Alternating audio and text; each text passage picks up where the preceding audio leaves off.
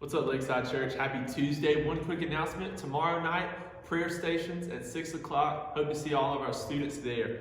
Today's devotion comes from Luke chapter 1, verses 7 through 13, and it says this. But they were childless because Elizabeth was not able to conceive, and they were both very old. Once, when Zechariah's division was on duty, and he was serving as priest before God, he was chosen by lot, according to the custom of the priesthood, to go into the temple of the Lord and burn incense. And when the time for the burning of incense came, all the assembled worshipers were praying outside.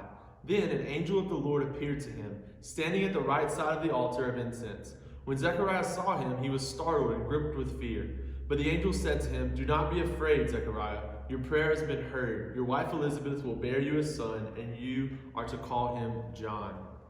The prayer answered here is the prayer for Zechariah and Elizabeth to have a child. Now, this seems very inconvenient at the point in life they were at because they were old. They thought they were past the point of this being possible. But what they realized in this moment is that God's timing was better than anything they could have ever planned. So as we apply this to our own life, think about situations where maybe you're praying for something. Maybe you're expecting something this Christmas season, and maybe it's not going according to your plan.